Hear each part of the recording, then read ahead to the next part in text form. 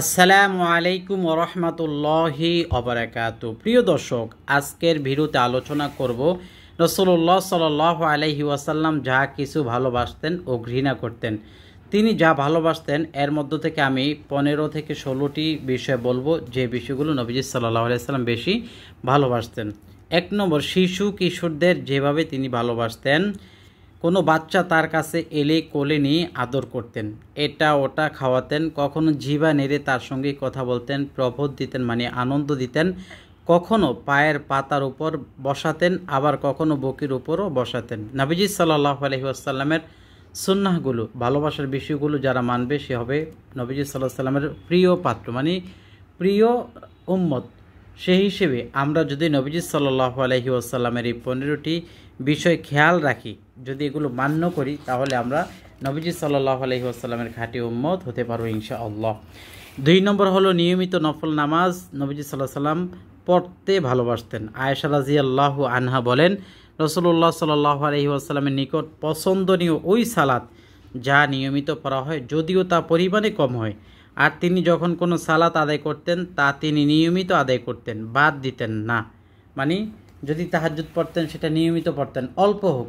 তারপর যদি আশরাক পড়তেন সেটা নিয়মিত আশরাক পড়তেন, মানে আজকে আশরাক পড়লেন, পরশুদিন তাহাজ্জুদ পড়লেন, আরেক দিন আরেকটা, এরকম না। তিনি যেটাই পড়তেন নিয়মিত লাগাতারভাবে সুন্দরভাবে পড়তেন।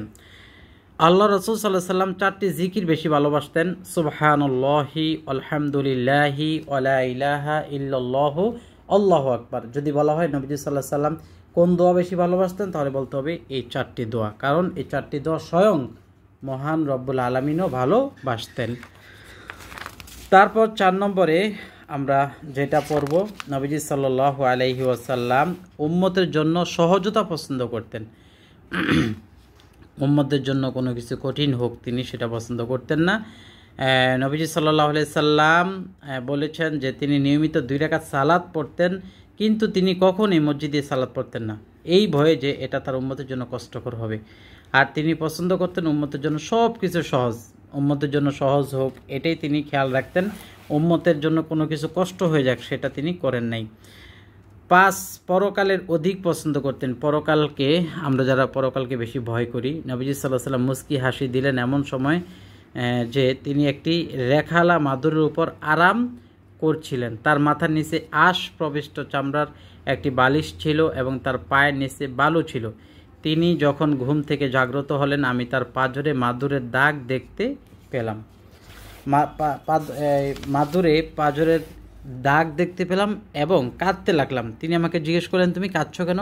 আমি বললাম, হে আল্লাহ রাসূল, নিশ্চয়ই পারস্য রোম সম্রাটগণ কত ঝাঁকজমকপূর্ণ পরিবেশে দিন কাটায়, আর আপনি আল্লাহর নবী হয়ে কত কষ্টে জীবনযাপন করছেন। অতঃপর নবী করিম সাল্লাল্লাহু আলাইহি সাল্লাম বললেন, হে ওমর, তুমি কি কথায় সন্তুষ্ট নও যে তাদের জন্য রয়েছে দুনিয়া ও আমাদের জন্য রয়েছে আখেরাত? এর থেকে বোঝা গেল যে যারা কষ্টে জীবনযাপন করে তাদের আখেরাতটা খুবই সুখী হবে। সুবহানাল্লাহ। এই কথাটি এটাই বোঝাইয়েছেন। অসহায় নিঃস্বদের নবীজি সাল্লাল্লাহু আলাইহি সাল্লাম ভালোবাসতেন। তিনি বলেন, হে আল্লাহ, আমি আপনার নিকট উত্তম কাজ করার এবং নিন্দনীয় কাজ বর্জন করার, অসহায়দের ভালোবাসার তৌফিক কামনা করি। স্বয়ং নবীজি সাল্লাল্লাহু আলাইহি সাল্লাম এই দোয়া পাঠ করতেন।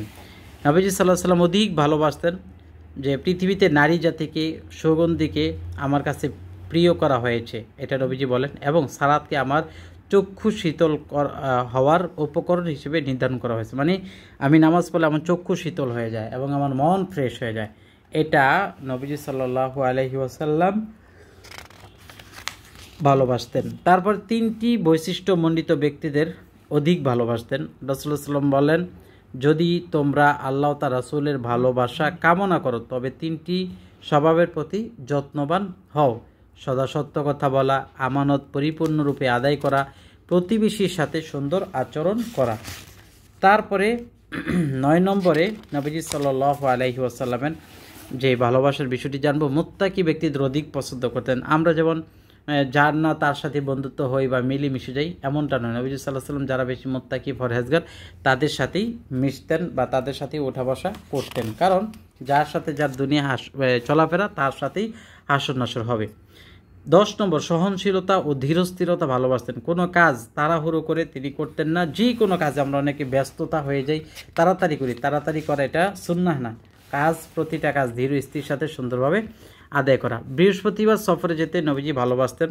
আমরা তো যে কোনো বারে চলে যাই, তিনি বৃহস্পতিবার সফর করাটা ভালোবাসতেন এবং যে কোনো জায়গায় বের হওয়া এটা বৃহস্পতিবারকেই বেছে নিতেন।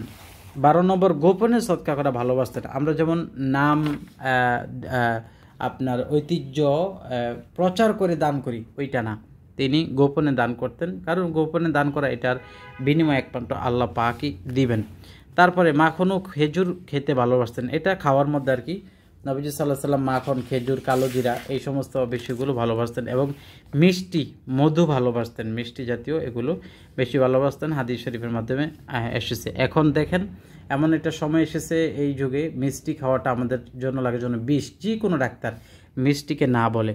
তো জানি না কতটুকু কি, তবে যেহেতু বুখারীর হাদিস তিনি মিষ্টিকে ভালোবাসতেন, অবশ্যই মিষ্টি আমরা খাবো, তবে প্রতিটা জিনিসের একটা লিমিট আছে, সেই লিমিটকে আমরা ঠিক করে ইনশাল্লাহ খাওয়ার চেষ্টা করব। 14 তারপরে 15 সর্বশেষ যেটা আমরা জানবো, হলুদ রং ছিল নবীজি সাল্লাল্লাহু আলাইহি ওয়াসাল্লামের খুব প্রিয়, হলুদ রং।